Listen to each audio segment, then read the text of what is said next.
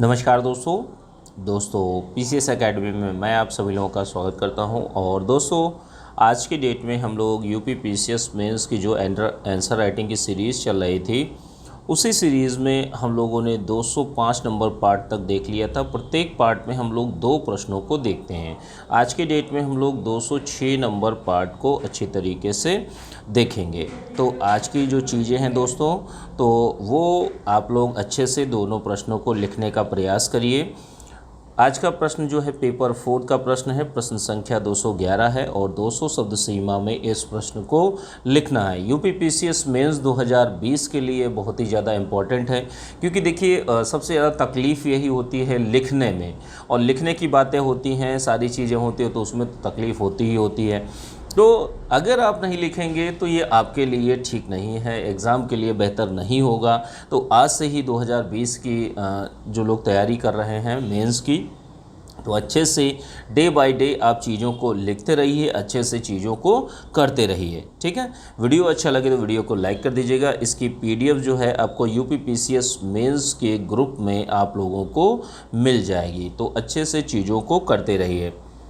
Paper 4 का प्रश्न है, प्रश्न संख्या 211 है। 200 शब्द सीमा में इस प्रश्न को लिखना है। जैसे देखिए इसमें आपको प्रश्न क्या है, प्रश्न को देख लेते हैं। जैसे निम्नलिखित की प्रासंगिकता का परीक्षण कीजिए या प्रासंगिकता को बताइए। जो लोक सेवा होती है, लोक सेवा के संदर्भ में करुणा, सत्यनिष्ठा, सहिष्णुता और समानुभूति, इन चारों वर्ड्स को आपको एक्सप्लेन करना है। विद एग्जाम्पल आप लोगों को चीज़ों को बता देना है। ठीक है, तो इस प्रश्न को लिखने से पहले वही सावधानियाँ कि जैसे जो ग्रामर की गलतियां हैं वो आपसे नहीं होनी चाहिए। जो इंट्रोडक्शन पार्ट है, बॉडी पार्ट है, कंक्लूजन पार्ट है, तो तीनों में एक एक कोटेशन, कविता, श्लोक, मूवी के गीत, बोल, इन सारी चीज़ों को भी ऐड कर सकते हैं, अपने उत्तर को बेहतर बना सकते हैं। इसके साथ में अन्य चीज़ें भी हैं कि जैसे फ्लो चार्ट है, डायग्राम है, इन सारी चीज़ों का भी प्रयोग करिए। स्वच्छता का खास ख्याल रखिए। प्रस्तुतिकरण आपका अच्छा होना चाहिए। ठीक है, छोटी छोटी चीज़ें ही मायने रखती हैं। और इसके साथ में जो अच्छे शब्द हैं, अच्छे कीवर्ड हैं, आपको उनको अंडरलाइन भी करने का प्रयास करना है। ठीक है, तो आज के जो 4 शब्द हैं उनको आपको व्याख्यायित करना है, व्याख्या करनी है। देखिए सबसे पहला वर्ड क्या है, करुणा।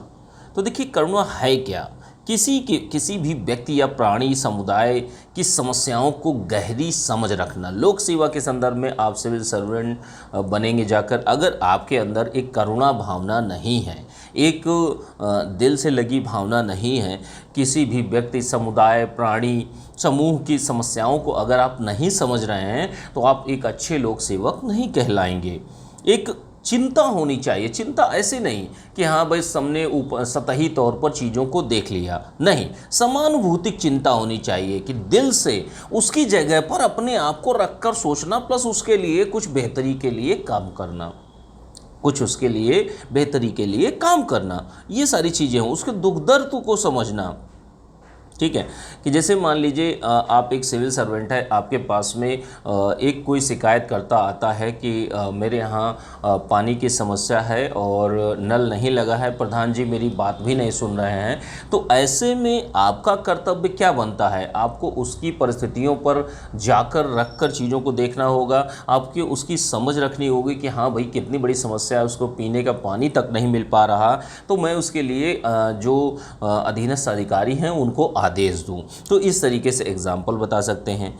अगला जो वर्ड है, शब्द है, वो है आपका सत्यनिष्ठा। देखिए सत्यनिष्ठा होती क्या है। सत्यनिष्ठा का मतलब ये होता है कि आपका, जैसे मान लीजिए आप ईमानदारी से कार्य करते हैं, एक लोक सेवक के तरीके से आप एक सिविल सर्वेंट है, आप बहुत पूरी ईमानदारी से कार्य करते हैं। अब कार्य करने के साथ में आपके ऊपर का जो अधिकारी है वो आपसे घूस लेने के लिए बात कहता है, आपके ऊपर प्रेशर डालता है, आपके ऊपर दबाव डालता है, मंत्री आता है, मंत्री आपसे बोलता है। अगर आप टूट जाते हैं तो सत्यनिष्ठ नहीं कहलाएंगे। सत्यनिष्ठ ये है कि हर तरीके से दबाव मुक्त होकर आप अपने अधिकारों और कर्तव्यों के अनुसार कार्य करना, पक्षपात मुक्त होकर, निष्पक्षता से, वस्तुनिष्ठता के साथ में। ऑब्जेक्टिविटी क्या होती है, जो सही चीज़ है उसी को आपको कार्य करना है। अगर सत्यनिष्ठा होगी तो आपकी निष्पक्षता अलग से आ जाएगी, ये भी सुनिश्चित हो जाएगी, और वस्तुनिष्ठता भी, ऑब्जेक्टिविटी जो है वो भी सुनिश्चित हो जाएगी। तो ये दोनों की दोनों चीज़ें सत्यनिष्ठ अगर आप हैं, आप बिना दबाव के अच्छे से जो आपको अधिकार और कर्तव्य दिए गए हैं, कर्तव्य क्षेत्र दिया गया है, उसमें अच्छे से कार्य कर रहे हैं, तो आपको दोनों की दोनों चीज़ें आपकी स्पष्ट हो जाती हैं, निष्पक्षता और वस्तुनिष्ठता। ठीक है, तो बिना दबाव के जो आपको अधिकार दिए गए हैं, जो भी पक्षपात भेदभाव रहित जो आपका व्यवहार है, विपरीत परिस्थितियों में भी आपका ना बदले, उसी को सत्यनिष्ठ, और इस आदत को या इस गुण को क्या कहते हैं? सत्यनिष्ठा कहते हैं। ठीक है, तो इसको अच्छे से लिखिए। अगला जो शब्द है आपका सहिष्णुता है। देखिए सहिष्णुता का क्या मतलब होता है। जैसे मान लीजिए आप एक अधिकारी हैं, एक पीसीएस लेवल का अधिकारी है और एक पीसीएस लेवल का दूसरा अधिकारी है। अब आप इसी को बिल्कुल आंखों नहीं भा रहे हैं कि ये तो मेरे सामने बैठता है, ये तो मेरे कैसे काम करता है, तो क्या है, आप सहिष्णु नहीं हैं। ठीक है, अब आप मान लीजिए एक अधिकारी हैं, सुपीरियर अधिकारी हैं। अब सुपीरियर अधिकारी एक अच्छे लोक सेवक वही है। अब जैसे मान लिया आपका अधीनस्थ कोई अच्छा कार्य कर गया, तो आप उसको मोटिवेट करने के बजाय आप उसको डरा धमका रहे हैं कि यार तुमने गलत किया है, तुमने बहुत बुरा किया है। तो आपको उसकी कार्य तो अच्छा किया है, लेकिन आप उसको आंखों नहीं भा रहे हैं। ठीक है, तो मतलब आपकी आंखों में वो खटक रहा है। इसका मतलब आप सहिष्णु नहीं हैं, आप सभी चीज़ों को समान रूप से नहीं देखना जानते हैं। एक सिविल सेवक के लिए सभी को समान रूप से देखना बहुत ही ज़्यादा ज़रूरी होती है। आपस में बंधुत्व बना के चलना, एक भाईचारा बना के चलना। ऑफिस में अगर विपरीत परिस्थितियाँ होंगी, विषम परिस्थितियाँ होंगी, आप सोच कर देखिए कि एक एसडीएम है और उन्हीं के ऑफिस का हाल बुरा है कि उनका ऑफिस ही उनसे बिल्कुल सहिष्णु नहीं है, कोऑर्डिनेट नहीं कर रहा है। तो ऐसे में क्या है, ये उस अधिकारी की विफलता है कि वह सहिष्णुता नहीं दिखा रहा है। आप अगर दूसरे के प्रति सहिष्णु रहेंगे तो आपको भी वही चीज़ें रिटर्न गिफ्ट में ज़रूर मिलती हैं। आप किसी के साथ बुरा न करिए तो आपके साथ में भी कभी बुरा नहीं होगा। तो सहिष्णुता क्या है? सभी को समान रूप से समानता के साथ में देखना, बंधुत्व की भावना रखना, पूर्वाग्रहों से मुक्त रहना, पूर्वाग्रहों से मुक्त रहना, सभी के साथ सम्मान, सहयोग और समन्वय बनाना ही सहिष्णुता है। अब अगली चीज़ क्या है? अगली चीज़ है, अगला पॉइंट है समानुभूति, एम्पैथी जिसको कहा जाता है। तो देखिए एम्पैथी में क्या होता है कि आप किसी भी दूसरे व्यक्ति की बुरी स्थिति को देखकर आप अपनी समझकर उस चीज़ को कार्य करें। आप उसकी समस्या को समझें, इस तरीके से समझें कि वो समस्या मेरी ही है। जैसे एक के साथ में एक्सीडेंट हो चुका है, आपके सामने पड़ा हुआ है, अब आप थोड़ा सा एक सहानुभूति, सिंपैथी दिखाते हुए, अरे यार बहुत बुरी स्थिति में है, क्या किया जाए, मुझे टाइम नहीं है। अब क्या आपके पास, अगर आपकी टांग टूटी होती तो क्या आप नहीं रुकते? ठीक है, तो अगर आपकी टांग टूटी होती तो आप पड़े होते ना। अगर ये फीलिंग अगर आपके अंदर आती है और आप जाकर उसको हॉस्पिटल पहुंचाते हैं उस व्यक्ति को, तो आपके अंदर समानुभूति यानी एम्पैथी है। एक सिविल सेवक के लिहाज से ये चीज़ें जरूरी हैं। एक सिविल सेवक के लिहाज से लोक सेवाओं में ये चीज़ें बहुत ही ज़्यादा जरूरी हैं। दूसरों की बेहतरी के लिए काम करना, उनकी मानसिक शारीरिक स्थिति को देखते हुए चीज़ों को बताना, चीज़ों को करना, उनकी बेहतरी के लिए काम करना। अगर जो बुरी स्थिति में है उसको बुरी स्थिति से निकालना, ये आपका कर्तव्य है। तो ये आपका एम्पैथी हो गई, समानुभूति। तो चारों शब्दों की प्रासंगिकता और ये चारों के चारों शब्द जो हैं, ठीक है, वर्ड जो हैं, ये बहुत ही ज़्यादा ज़रूरी है एक सिविल सेवक के लिए। एक सिविल सेवक के लिए ये चारों के चारों शब्द बहुत ही ज़्यादा ज़रूरी हैं। ठीक है, तो इस तरीके से 200 शब्दों में आप इस प्रश्न को अच्छे से लिखने का प्रयास करिए। ठीक है, इसकी पीडीएफ दोस्तों आप लोगों को जो यूपीपीसीएस मेंस 2020 का ग्रुप जो चल रहा है उसमें आप लोगों को मिल जाएगी।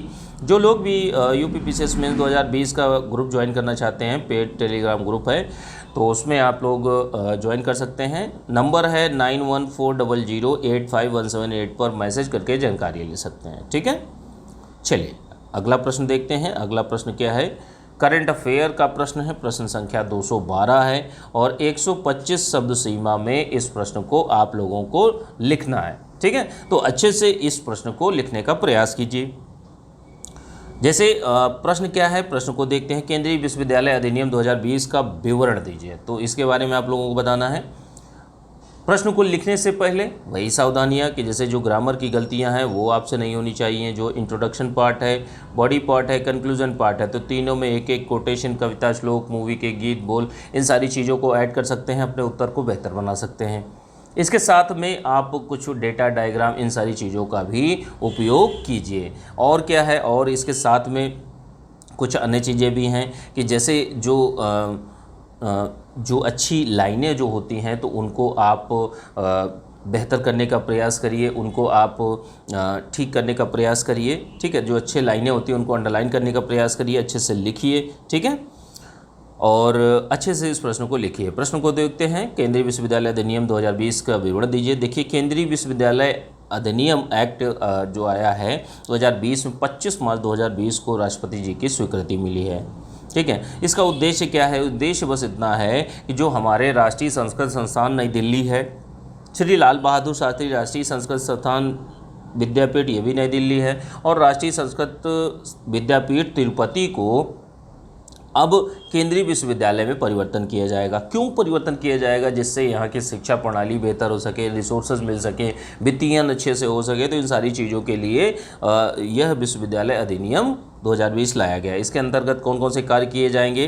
तो देखिए, इसमें क्या है कि संस्कृत भाषा का अध्ययन, अध्यापन और अनुसंधान, इन तीनों को प्रोत्साहन दिया जाएगा। हर तरीके से संस्कृत भाषा में जो बच्चे अध्ययन कर रहे हैं उनको अच्छी अच्छी शिक्षाएँ मिल सकें, जो टीचर हैं वो अच्छे अच्छे टीचर आ सके, और रिसर्च को बढ़ावा मिल सके, इस चीज़ के लिए प्रावधान किया गया है। अगली चीज़ क्या है? संस्कृत भाषा के ज्ञान का प्रसार करना। भाई संस्कृत जो लैंग्वेज है इसको लोगों तक पहुंचाना, प्लस इस लैंग्वेज की उन्नति के लिए प्रयास करना। मानविकी, जैसे मानविकी है, सामाजिक विज्ञान है, विज्ञान के एकीकृत पाठ्यक्रम के लिए विशेष प्रावधान किया गया है। इसमें पाठ्यक्रमों की रूपरेखा, प्रशिक्षण कार्यक्रम, इन सारी चीज़ों का समय समय पर आयोजन, सम्मेलन के माध्यम से आयोजन किया जाएगा। इसमें और एक प्रावधान है इस एक्ट में कि जैसे एक कार्यकारी परिषद होगी जिसका जो कुलपति सहित इसमें कुल जो सदस्य होंगे वो आपके 15 सदस्य होंगे। ठीक है, तो ये आपके पूरा का पूरा विश्वविद्यालय अधिनियम 2020 का सारी चीज़ें हैं। इसको आप 125 शब्दों में आप लोग लिखने का प्रयास कीजिए। ठीक है, वीडियो अच्छा लगा हो तो वीडियो को लाइक कर दीजिएगा, और इसकी PDF आप लोगों को UPPCS मेंस वाले ग्रुप में मिल जाएगी। ठीक है, तो अच्छे से आंसर राइटिंग को आप लोग करते रहिए। ठीक है, चलिए, ठीक है, थैंक यू देखने के लिए।